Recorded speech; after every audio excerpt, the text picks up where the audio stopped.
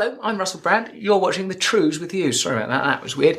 In which I talk to you via your comments to me, and I talk back at you. Bartman says, how did you used to do your hair back in the crazy days? And I like the way you've used capitals there, mate. I'm going as you to a fancy dress party. What you do is you backcomb this bit and then sort of spray into it. So it's sort of backcombing of the crown and spraying of the crown to create sort of a halo or a hairy aura of my hair. So you can do that. Iris Van Haren says, that's a satisfying name to say, Iris Van Haren. Iris Van Haren says, I think abstinence-based recovery is the best way to get rid of an addiction, but how would you tackle that with an eating disorder? I think what you do is you set bottom line behaviours. Say you're a person that has issues with anorexia, then you probably have to have an established meal plan that you work the steps around, i.e. saying, right, I now no longer am involved in what I eat. I've agreed to this meal plan and I just have to eat it. So that's how I suppose it would apply with anorexia, which I've not ever dealt with. With bulimia, I suppose you would have to work out what the foods were that are triggering to you and make you want to purge and take those foods off your list. And it also,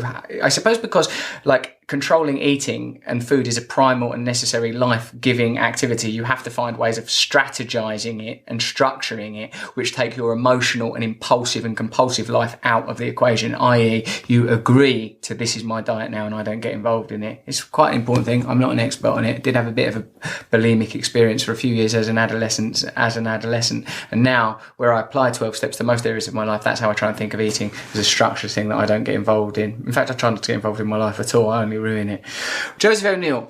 Russell, I've spent many years of my life identifying as a pacifist, but due to some event, both political and personal, I've become disillusioned with my own ideology. Do you believe the use of violence is ever legitimate? Well, I suppose it is legitimate, isn't it? Because sometimes people are violent. But I think if you're looking for an ideology, Joseph, and it seems that is what you are looking for, then I think you needn't look much further than pacifism and the great men and women that have used that ideology. I'm thinking of even politically Gandhi and Martin Luther King, not just because it seems nice. It's also a very, very effective way of achieving ends. And violence seems to be circuitous, circular, and self-perpetuating. Not that I'm suggesting diplomacy always has the answers. How would I possibly know? But I'm saying a general rule, non-violence is a good one. I heard this thing that someone asked the Prophet Muhammad, look, I don't read books and all that, it's boring, and I'm not learned. He probably didn't say learned, he would have said learned.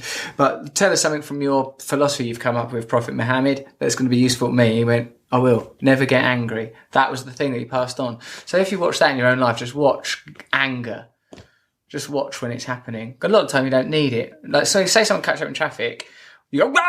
You're sort of overreacting, aren't you? Because it's like, for everything else that's happened in my life, and now this! But never mind everything else in your life. Let go of that. That's not happening anymore. And this isn't that bad. Nothing really should raise you above this level on your emotional barometer. You should just be going through life in a grey, listless, indifferent space with drool just gently hanging together, mate. Jessie McDaniel. Hey, Russell. I first heard of you through the dating community. That's a bit of a weird way to hear of me. And was told you're a great model to understand how to attract women. What do you think of that? And would you ever be able to teach men how to do so? No, mate, because what that does, Jessie McDaniel, is it casts us off in a terrible, terrible direction. Now, remember, I'm a man in a relationship. I'm a father of a daughter. I've radically reevaluated the way that I treated women in the past. It wasn't very conscious, is what I would say. And that whole dating idea and seduction community, you're not really behaving in a very conscious way, looking at women, or indeed anyone, as a sort of crop that can be harvested.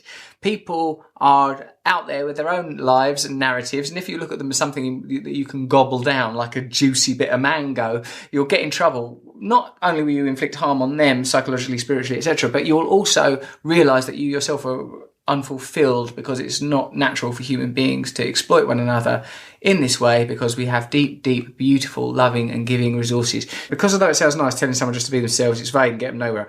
I believe in being the very best version of yourself, and I have mentors in different areas of my life. Oh, well, this is good, Jessie McDaniel, but that needn't necessarily apply to just scoring loads of geezers or birds or whatever the hell it is you're into. But aspiring to like a mentor, I think that's a very, very good idea, and it's a sort of technique that I use in my own life. I look at people and model myself on them, have direct relationships with them, and see how they can guide me a little bit further down the path. It's a very good thing. You should read Robert Johnson's book about inner gold. That will help you with that issue specifically.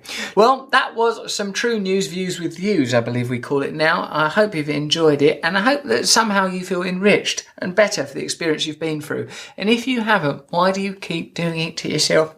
I stick up for you. I stick up for you in the staff room. You're a good kid. You're a good kid. Stop crying. Stop crying. Subscribe here.